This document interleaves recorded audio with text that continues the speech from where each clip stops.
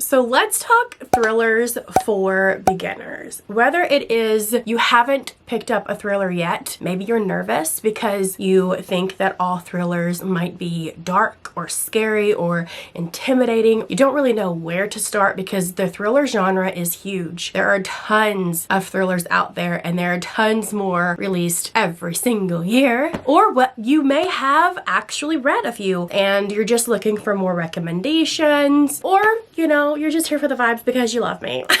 Whatever it may be, hello and welcome to my Thrillers for Beginners episode. In this episode, I don't know why I'm calling it an episode unless I do more installments, which I could. I'm gonna be breaking the thriller genre down into 6 different categories, and in each category I'll have about 4 to 5 different books to recommend to you to get you started if you feel like those categories are for you. Or you could be a person that just loves all the categories, because that is a possibility. Okay, that is a possibility. Grab you a little drinky drink, a little snacky snack, your little cozy pet, because mine's right behind me, and yeah, buckle up buttercup, because we're about to dive on in to some thrillers. So our first category is the gateway thriller. This category is perfect if you're wanting to dive into the thriller genre, you've never read a thriller before, you have no idea where to start, you're looking for something bingeable, not a complex plot, fast-paced, and lighter on the gore, okay? Because, you know, a thriller can get dark. Thrillers in themselves have, you know, some elements in there that can get pretty dark. We have people getting unalived, we have some serial killers, we have kidnapping, we have all sorts of things. So obviously thrillers can get a little dark, but some can get very, very dark, very gory. You could smell the blood as you're turning the page, okay? These, I would say, lean to the less gore, less dark, more so fast-paced, plot-driven type books. I think these are a safe place to start. If you're nervous about that and you want to dive on in, like, this is where you need to start. I have 5 books to talk about, so let's dive in with our first book, No Exit by Taylor Adams. When I think of a fast-paced thriller, this is the top one on my list. This one you can easily sit down and read it in one setting because you're gonna be hooked. You're gonna be turning the pages. There is not a slow moment, okay? We have Darby. Darby is in college. She's away at college. She gets a phone call that her mother's not doing well and she needs to come home. So she right then and there drops what she's doing, loads up in the car, and heads on out. But there's a blizzard going on outside and her windshield wipers are not cooperating properly. She has to pull over and wait it out. She spots a truck stop, pulls in, notices there's a few other people there doing the same thing, waiting for this blizzard to pass. She begins to walk around outside with her cell phone trying to get some sort of signal to call somebody, her mother, her sister, whoever, to let them know what's going on. As she's walking around trying to get service, which there isn't any, she spots a girl caged in a cage, obviously, in the back of a van.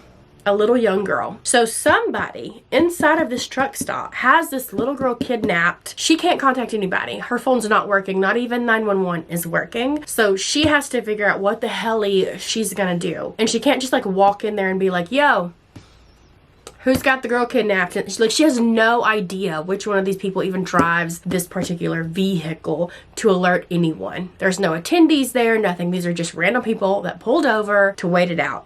Get it, got it, good. That is essentially how this book starts off. Yeah, it's a roller coaster. No Exit, Taylor Adams. Up next, we have Home Before Dark by Riley Sager. Now, this is one that, it's perfect to read around Halloween time because you are going to get spooky vibes from it. It's not spooky enough like you're going to have nightmares or anything like that. It's not like super gory or anything. You just have like these little spooky elements because we are dealing with a haunted house. Do not let that, you know, steer you away. I promise you, you're going to be fine. Okay? You're going to be fine.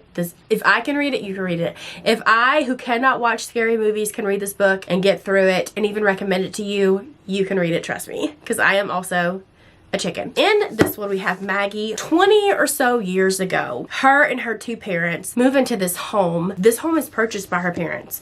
They move in, they stay there for 20 days, and then they pack their stuff up in the middle of the night, hightail it out of there, never to return to that house again. That was when she was a child. She is now in her 30s. Her dad has just passed away, in which also her dad made a lot of money from writing a true crime situation story on their experience. She's never really believed that what her dad was saying in this story, and like, she doesn't believe this house is haunted. So her dad has passed away. She has inherited this house. She didn't even realize that her dad still owned this house. She's going back to this house to like renovate it, fix it up so that she can sell it. Is the house haunted? Because she's gonna be staying there for a little bit. She's gonna find out.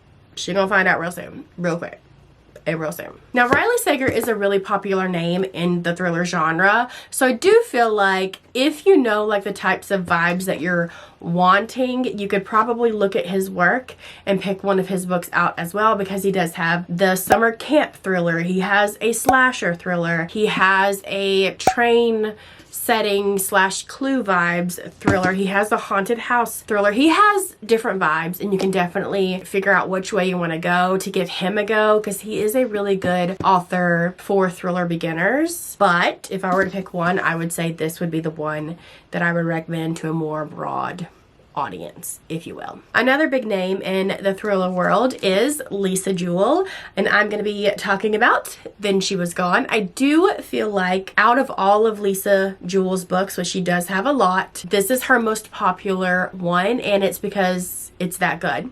Truly. So in this book, we have a 15-year-old girl named Ellie. She's the youngest kid in her family. She makes really good grades in school. She and her boyfriend are considered like the golden couple of her grade, and like she's a really good student. Like she's that type. But one day she goes missing and nobody knows what happened to her. There's no clues, nothing. The case goes cold for well over 20 years, to the point where it broke her family apart. Her parents are now divorced. Her mother is trying to pick up the pieces, but also still keeping her daughter's case like at the front of her mind, obviously. And one day she meets this man. This is like 20 some odd years later, right? One day she meets this man and they hit it off. They start seeing each other. They get comfortable enough to where he introduces her to his daughter. It's a little girl. And the moment the mom spots this little girl, it takes her breath away, because she's like, that is a spitting image of my daughter when my daughter was a little girl. Something's up. I can feel it in my gut. Something is up. And so she, you know, she gonna do her mama stuff and she gonna find the fuck out. Okay, that's Then She Was Gone by Lisa Jewell. I love this book, as well as her other book called None of This Is True. Those are my two all-time favorite Lisa Jewell books, though None of This Is True is much darker, a lot gorier, a lot more gore in it. So I wouldn't recommend it for a super beginner, but I'm just gonna throw it out there if you read this one, you love it, and you're like, okay, there you go. And then we have a book that is going to have your blood boiling, okay, in a good way. Well, not in a good way, because like what happened in the book's not good. However, if I can read a book that like pulls this emotion so strongly, I feel like the author did a damn good job. And I was like, if I could open this book and dive on in it and go kill a motherfucker, that's what I would do. That's how boiling my blood was when I read this book. And I feel like that says a lot. This also has a really good twist in it. So this is The Last Mrs. Parrish by Liv Constantine. This one, if you want like toxic rich bitch shit, here you go. We have Amber.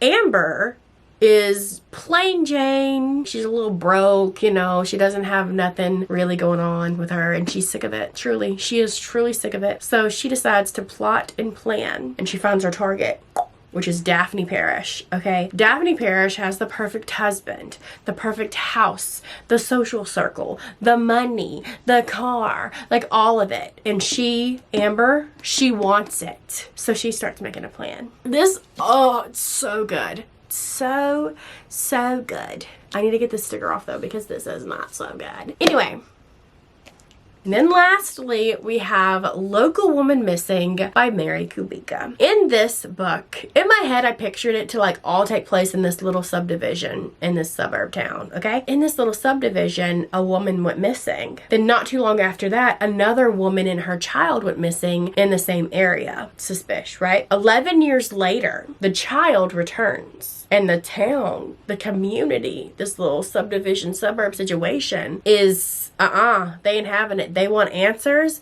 They want to know who, what, when, where, why, and how. Okay? You're gonna be shook. I just love when books throw pink. Like, doesn't the pink just like, it just ups the ante for me. I don't know. Anyway, people don't just disappear without a trace. ... Girl, you telling me, or do they? They can. We've seen it. But this is fiction, so we can write our own. Not really. Okay, Mary Kubica can write our own ending. Anyway, this is the last book in this section. Now let's move on to the second section. Psychological thrillers. I think this is the most popular subgenre of the thriller genre because these come with some really fantastic plot twists, let me just tell ya. In this genre, the authors tend to focus on the character's psyche. They get into their mind, and you're dealing with more so emotion and thoughts and fears, and we're dealing with unreliable narrators a lot as well, so you can't really know who you're trusting, which also plays a role into how fantastic the plot twists can get. This is a good subgenre, and I have 5 books that I'm gonna recommend to you, and we're actually gonna start with a goat. I think this is probably hands down the best thriller out there, in my opinion. It is so well done. The plot twist is gonna have your jaw on the floor. If you have not yet been spoiled, pick it up right now before you are, because it's that effing good, okay? And that is Gone Girl by Gillian Flynn. I will say this does have some gory bits, especially towards the end, so just know that. The first section, the past 5 books that I just talked about, those are on the safe side. Going forward, we're gonna get into more darker books, so just letting you know. Okay, in this one, we have Amy and Nick Dune. They've been married for 5 years now. It is, in fact, their 5th year wedding anniversary, and Amy goes missing. The door's left open, her purse is still there, she's gone, without a trace. Nobody knows where she's at. And her husband?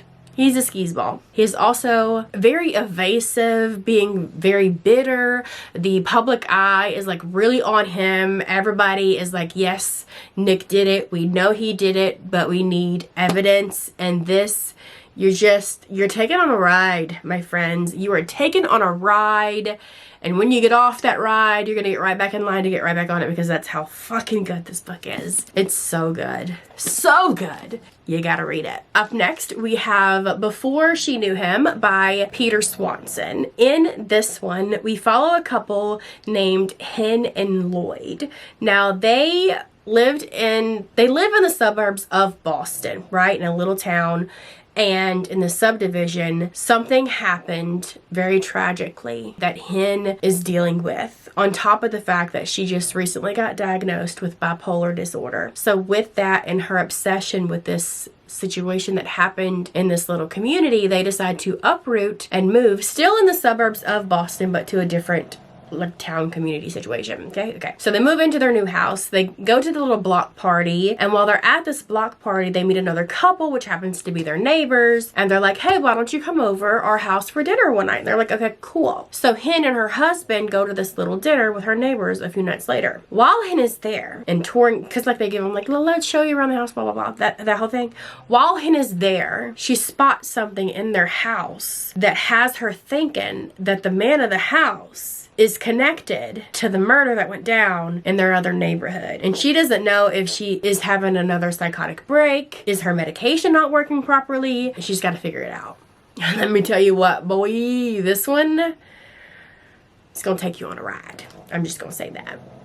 Up next, we have Jar of Hearts by Jennifer Hillier. In this one, back, I think it was like 14 years ago. Yes. 14 years ago, our main character, Geo, had a best friend named Angela. And Angela was a really popular, stunning, beautiful girl, and one day she went missing. Okay?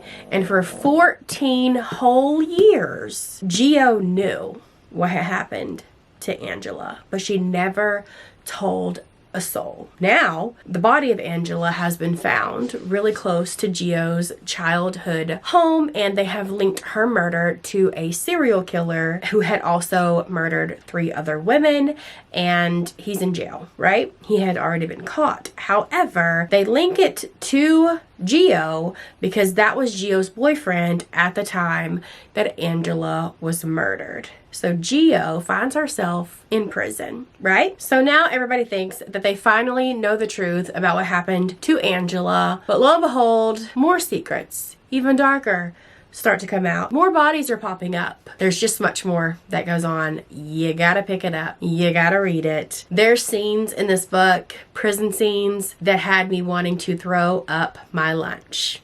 Okay? I'm just gonna, because you do get to be with her while she's in prison and as she's going through all of this. Okay, this next book, I'm pretty sure, even those of you who have not read a thriller, you probably have heard about this thriller. The Silent Patient by Alex Michaelides. Okay. This one, I'm not going to give you much to go on. I'm just going to say you have this husband-wife duo. What is her name? Alicia. She has a good job, a great husband. She likes her life, whatever, until one day her husband comes home and she decides to shoot him 5 times in the face. And from that day forward, she does not speak a word. Nobody knows why she did it. What was the reasoning? It's the same thing, Beth. Nobody knows. Nobody knows because she will not talk. But then you have this criminal psychotherapist named Theo who is determined to figure out what the heck and bob happened, why she did it. He is determined to get her to talk. And that is all that I am going to say. If you are at the very beginning of your reading journey, I think this one is going to hit the hardest if you read it soon. Because I'm not going to lie to you, the more thrillers you read, the easier they are to predict. So if you read this early on, this twist is going to knock your socks off. Guarantee. And the last one in this category also has a really fantastic twist. All of the books did in this category, but this one is one that I would say is one of the best twists that I have ever read. And that is Rock, Paper, Scissors by Alice Feeney. In this one, we have a couple. They are married. They've been married for some years now. Their marriage is kind of like on the rocks, okay? And they decide, you know what? Let's take this trip. One of them won a little vacation stay in Scotland at this isolated old chapel that has been turned into like an Airbnb type situation. And they go there. And obviously it's in the middle of like the winter. There's snow. They're snowed in. It's very atmospheric. I'll give it that. Somebody doesn't want them to have a happily ever after. That's all I'm going to say. That's all you need to know. It's good. It's good. And those were the psychological thrillers. Let's dive into the third category. Police procedurals. This happens to be, I would say, my favorite subgenre of the thriller genre. You would think it would be psychological thrillers, but no. I have 4 recommendations for you. In this particular, the police procedural subgenre, most of these are series, some of them quite long, and they're kind of episodic in the sense that the first book, the case that they're working on is opened and closed in the first book, but the main characters will move on to the second book in which they're dealing with a whole different serial killer, but you're still following their lives and their relationships and stuff throughout the books. Similar to like watching Criminal Minds. Episode 1, they're dealing with one serial killer. Episode 2, it's a completely different serial killer, but you're still following these characters, Reed and AJ and all of that. You know what I mean?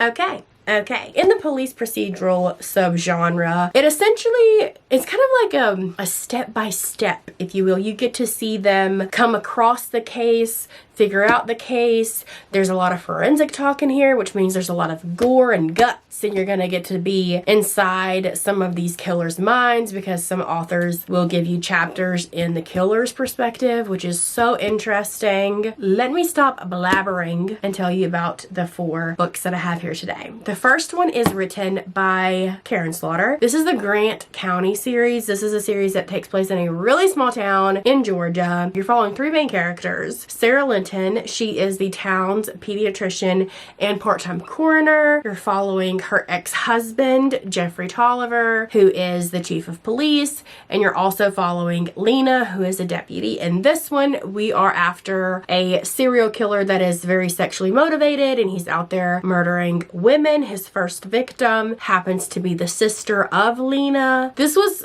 one of the first thriller books that I read, and it definitely had me on the edge of my seat.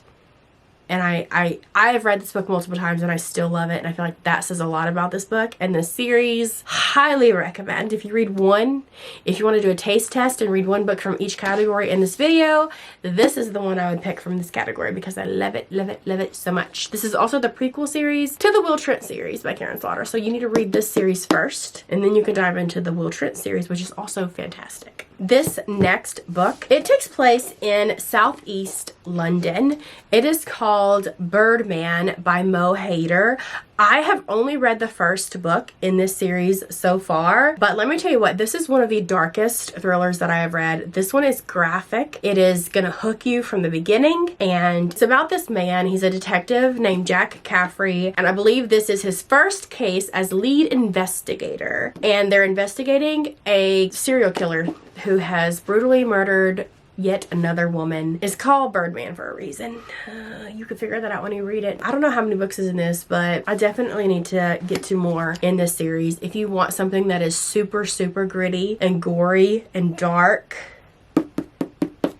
this is going to be for you. We are in more perspective. It's been a while since I've read this one, but I'm telling you what, when I think of police procedurals, this is definitely one that comes straight to my mind, and I can just still visualize some of the scenes that are in this book. That is how well this book is written. That is why it's on my list. This next one was actually featured in one of my reading vlogs a year or so ago. I'll link it down below if I can find it, if you want to go and watch it and hear me talk more about it. It is The Crucifix Killer by Chris Carter. And in this one, we have a woman who has been found. Her body has been found. Let me read you how her body has been found. Savagely murdered, naked, strung from 2 wooden posts. The skin has been ripped from her face while she was still alive. On the nape of her neck is carved a strange double cross, the signature of a psychopath known as the Crucifix Killer. But the thing is 2 years ago, the Crucifix Killer was executed. So did they catch the wrong man? Did they kill the wrong man? Or are they dealing with a copycat killer? You're gonna have to read the book to find out. You're gonna have to follow Robert Hunter, who is our main character. Him, and he has a new partner who he's like kind of training. This is a 5-star. All of these in this category, I think all of the books that I've talked about so far in this video are 5 stars for me. Whatever, that's neither here nor there. Let's talk about the last book in this category. And that is, these are recommendations, so obviously you want them to be 5. Whatever. Okay. The Fourth Monkey by J.D. Barker. I feel like I talk about this a lot. It's fine. So in this one, we have a serial killer. He kind of targets people who do bad things. So either they have stolen a lot of money from their job, they sell drugs, they do bad things. But he doesn't target them in the sense that he doesn't kill them. He takes someone close to them. And at first he cuts off the ear and mails it to them. And he's like, confess to what you did, or I'm going to cut out their eye next. He does the ear, he does the eye, he does the tongue. So hear no evil, see no evil, speak no evil, do no evil. That's why he's titled The Fourth Monkey Killer. They also find his journal. So they read the journal, and you're reading the entries to that. And let me tell you what, he could have just published that journal by itself and it still would have been a 5-star, because that was some messed up-ish. But you get to see how the serial killer became a serial killer, like how he was raised, how his parents were, how he was treated, etc. Anyway, it's so good. The whole trilogy, this is a trilogy, the whole trilogy is fantastic. Let's move on to category number 4. Dark and disturbing. Now, I could put the police procedurals in this category as well, because those are also pretty dark and can be disturbing. However, the ones in this category were written to make you feel uneasy, to make you want to throw up your lunch. You were going to feel disturbed. you're going to question whether or not you even feel comfortable recommending these books to people because of the content that is in these books. It is dark. It pushes the limits. These books are going to do something to you, let me just tell you. So if you're like, oh, I can handle it, I don't have no triggers, this is the category for you. I personally don't have triggers, so if I can be grossed out and disturbed and all of that, that's what I reach for. I don't know, maybe it's a red flag, who really knows? But I have 4 books in this category to talk to you about today. The first one is Pretty Girls by Karin Slaughter. I would say that you could just slap all of Karin Slaughter's books in this category because all of her books tend to be very graphic and gory and disturbing. But this one in particular, this is a standalone, and in this one we have 2 sisters, Claire and Lydia. Now, a long time ago when they were children, their sister was taken, like she disappeared. They don't know what happened to her. There's no evidence, nothing. It's been many years. I believe it's been like 20 years or some 2 decades, so 20 years, and the case is still cold. But that case in particular had destroyed their family. Their parents got divorced. The sisters, they don't even speak to each other. They're not in each other's lives. In fact, the sisters are living 2 separate lives. One of them, Claire, she has a very rich husband, a very nice house, a very nice car. Like, she is living the life. And then you have Lydia, who is a single mom, and she's on the struggle bus, and she's barely, you know what I mean? Like, they're living completely opposite lives of each other until one day they are brought together because Claire's husband was brutally murdered. And he's murdered in the prologue, right at the very beginning of the book. That's not a spoiler. And that's her sister. They reconcile a little bit. They're still kind of like on edge with each other, you know what I mean? But like, that's her sister. As they're digging and cleaning the house and things are happening and stuff like that, as one does when you lose a loved one, you know, you go through the things and whatever. They find some stuff and they keep finding shit.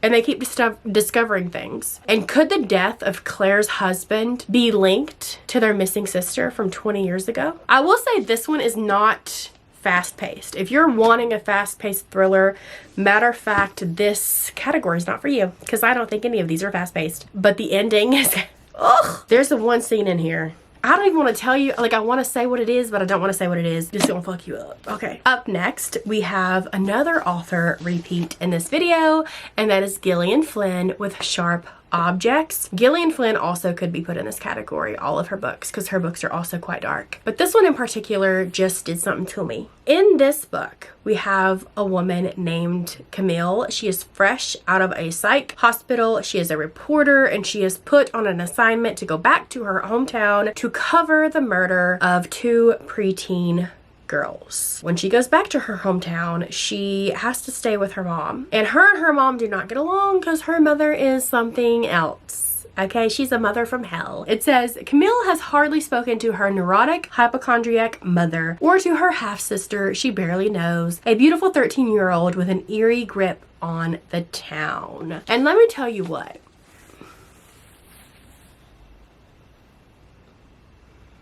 Yeah. I can't really tell you because I don't want to spoil the book, but I'm just going to tell you nothing. Ugh, this is probably the most disturbing book that I have read. At least the one that really hit me hard. Okay, this one is going to turn your guts. If you get through this entire book, you are a soldier, my friend, because this one is going to make you ill. And it's titled The Crow Girl by Eric Axel Sund. This was originally published as a trilogy, but then when it like got picked up here in America, they just put it in one bind up. Let's talk about what this one's about. So at the beginning of this book, there is a young immigrant little boy. His body is found, and the detective, Jeanette, that we're following, she's on the case, and she begins to realize that this boy's case could be linked to other bodies that have also been found. As more children are being discovered, we also are brought in a therapist as well, and you're also following her. And she's also treating a deeply disturbed character, and it just, there's an entire web. If I could give you another tip, is take notes. Do a character tree, because when I say a web, there's a web, and you're gonna need to keep track of everybody and their motives, because yeah, this one's dark, this one's This one's disturbing, uncomfortable, 100%. I feel like this is... I have yet to read a darker book than this. If you have a recommendation and you want to put it to the test, then I'll read it and let you know. But this is definitely, this is it. It's really well done. It is fucked up. There's no other word for it. And the last one in this category is Red Dragon by Thomas Harris. This is the first book in the Hannibal Lecter series. I'm sure you've heard of Hannibal Lecter. It could be classified in the horror section because that's how dark it is. However, it also is classified as a thriller. But in this one, we're following an FBI profiler named Graham, and he is on the case of a serial killer known as the Tooth Fairy. Now, he does seek help from Hannibal Lecter, who is currently in prison in this book. He's not a big, it doesn't play a big role though, but he comes back later on in the series, so just FYI there. But Graham was the one who caught Hannibal Lecter years ago, and so he goes back to Hannibal Lecter to get advice, which is crazy if you think about it, on cases that he's working, and he's getting it for this case. This one, as the story goes on, it turns into like this chess match, if you will, between like the case, the Tooth Fairy killer, Graham's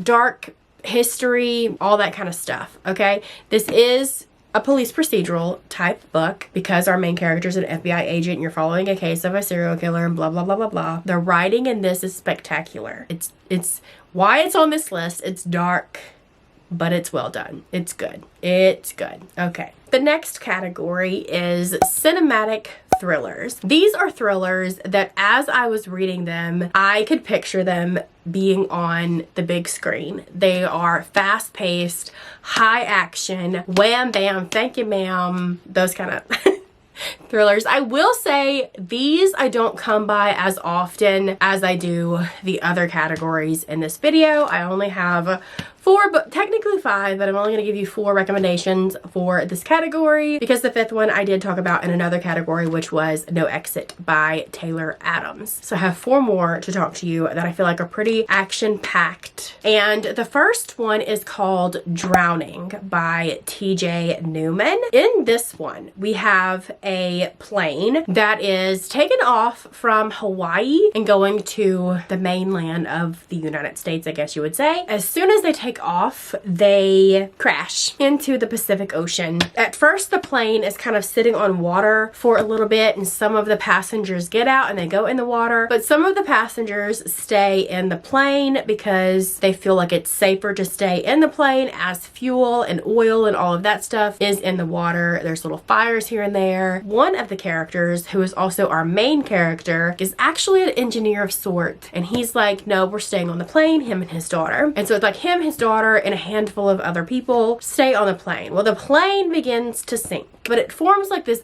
air pocket. So these people can technically stay in the plane for a while before they get rescued, and that's their plan. The plane sinks about 200 feet down, and it like gets lodged onto, I don't know, I'm not like a scientist or I don't know, something in the ocean where it doesn't hit the floor, it's like stuck, so it's not all the way down. And being that our main character is an engineer of sorts, he was able to like do the maths and all this stuff that I cannot do to determine like how many hours they have left for them to be rescued. It's kind of like the movie Speed. You know, they're on this like ticking time bomb situation, and there's people on land that are trying all these different routes and ways to go to get these people out of this plane safely. This one had me on the edge of my seat. When I think of action-packed thriller, babe, this hit all the marks. Is that good?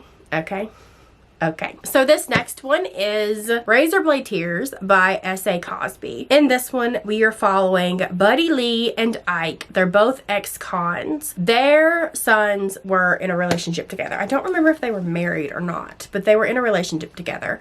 And Buddy Lee nor Ike had good relationships with their sons. They just had a hard time accepting their lifestyle, essentially. But their sons have been murdered.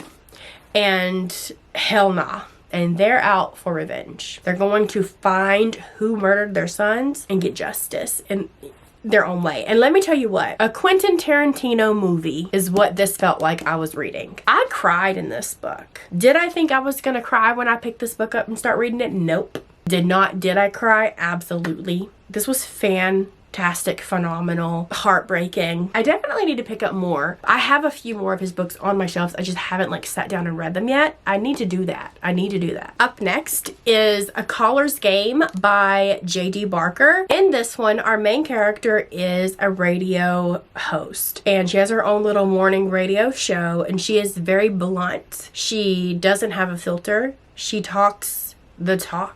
And one day she gets a caller that calls into her, and he's like, let's play a little game. Even though her producers and stuff tell her not to do it, don't do it, girl, don't do it. She's like, you know what? I'm doing it. It's gonna give a little, you know, fire to my listeners this morning on their way to work. Anyway, turns out this man is not playing just a regular old game. This man is playing for kills. It gets dangerous. Things start blowing up. It's action-packed, edge of your seat. Here you go.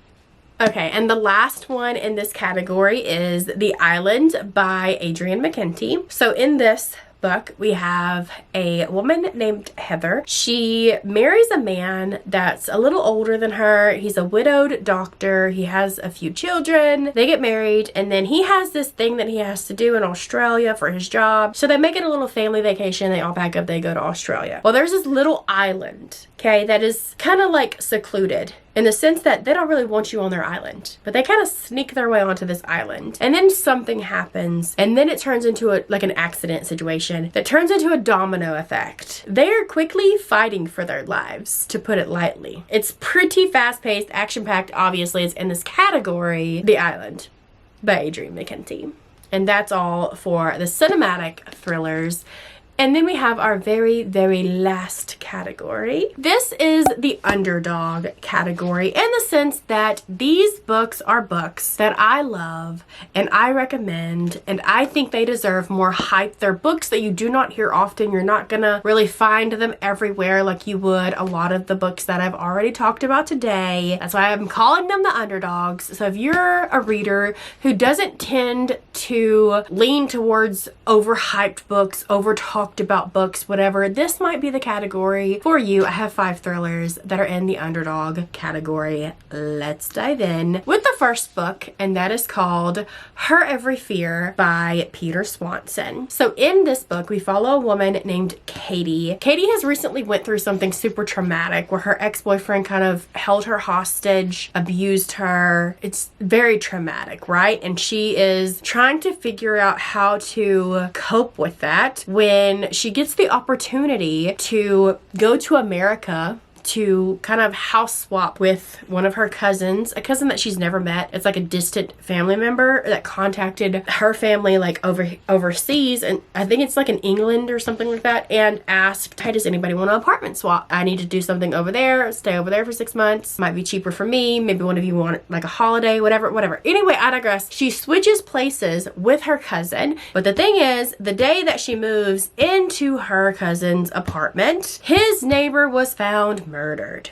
Okay, that is like red flag number 1. Kate also meets another man that lives like across the courtyard at these apartments, and this man claims that Corbin, her cousin, was seeing this neighbor that had died, and Corbin's denying it, and then it's a whole thing. She's trying to put the pieces together to figure out who the hell she can trust, what's going on, who really is her cousin. That's where I'm gonna leave you at with this. It's good. It's dark. It's darker than you would expect.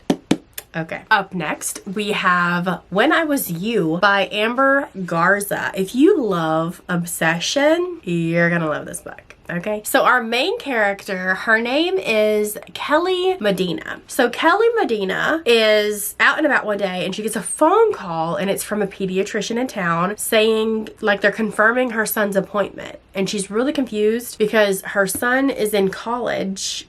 He doesn't go to a pediatrician anymore, and she can't stop thinking about it. And so she winds up figuring out that somebody else in the town has the same exact name as her and a new baby, and she slowly becomes obsessed with the other Kelly Medina. She starts looking for her everywhere. She like looks for her at the grocery stores, trying to bump into her. She looks for her on social media, so she already knows what this woman looks like. She winds up bumping into her outside of the pediatrician's office, and then she becomes friends with her. And Leaving it at that. And then if you're into serial killers, boom, bam, and pow, The Butcher.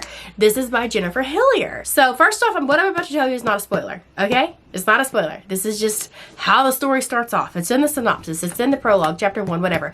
You learn it very early on. Essentially, back in the back day, in the 1980s, there was a serial killer going around Seattle murdering people as a serial killer does. The chief of police at the time catches said serial killer and he's executed. Fast forward to today, that chief of police is now 80 years old. He's being put into a nursing home. His grandson gets his old home. His grandson winds up finding trophies from the murders and discovers that his grandpa, the chief of police, was actually the serial killer. He never put away the serial killer. He's the serial killer. That's not a spoiler. That's at the very beginning of the book. The thing is now he has to decide, does he turn his grandpa in? He digs deeper into the past and all this, that, and the other. He also has a girlfriend who is out there still hunting the butcher because she firmly believes that the butcher that was caught was not the right butcher. You know, it's like a whole thing. It's good. There is a part in here that it's pretty dark and kind of triggering, so just FYI, but here you go. This is that book. Oh, it's storming outside. It's getting dark. Okay, up next we have When I Was 10 by Fiona Cummins. So in this one, we have a 10-year-old little girl who got sent away for 10 years, I believe, for killing her parents. Right? She stabbed him to death. Now, fast forward, she is out. She is living a life incognito because she has changed her name and all of that. The anniversary of the trial of this case is coming up, and now there's a documentary? She has an older sister named Shannon, okay? And that's important because it has now been 21 years since the murder of her parents, and a documentary is fixing to come out about all of this. And there's an interview that is done with her sister that kind of gives away too much shit. And then one of their childhood friends is like on the case. It's a twisty old mess, but it's good. It's good. It's gonna have your attention. I'm telling you, if you like stories that have killer kids, ba-dum and pow. The ending is pretty action-packed, I would say. It is definitely one of those books that I don't think I've ever heard anybody ever talk about this, and I think it deserves more hype, which is why here it is in this category. The very last book that I have to recommend to you today is Deeper Than the Dead by Tammy Hogue. So we have a crime at the very beginning of the book when some 4 students from a school are off playing and they discover a half-buried body. This body's like eyes and mouth and been glued shut and whatever. It's very traumatic. The teacher comes up on them discovering this body. These kids are twisted as fuck. By the way, if you want a book with some twisted, sick kiddos, here you go. Okay, you do get the perspective of an FBI agent in here though, and this is right at the time when the BAU was becoming a thing and people didn't really like trust these people to come up with profiles of killers and stuff like that. So that was a very interesting thing to read about. It's good. It's dark. It's twisty. It's a good one. I do need to figure out, I believe there's a sequel to this book. I need to get to that because I really enjoyed this one. Okay, and that is it. That's a lot of books. I've been sitting here chit-chatting for a while. That's a lot of books. I feel like this will get you started. You can pick 1, 2, 3 of these, whatever. Read them, come back, let me know what you think. If you are an avid thriller reader, let me know what books you would add on to any of these categories that I mentioned. You know, because we could all use more book recommendations, obviously. Even myself. I consider myself a seasoned thriller reader, and I am still constantly looking for some more 5-star reads, some more 5-star thrillers. Give me the thrills and the chills and make me want to throw up my lunch sometimes. I don't know. That is it. That is that. And until next time, bye-bye.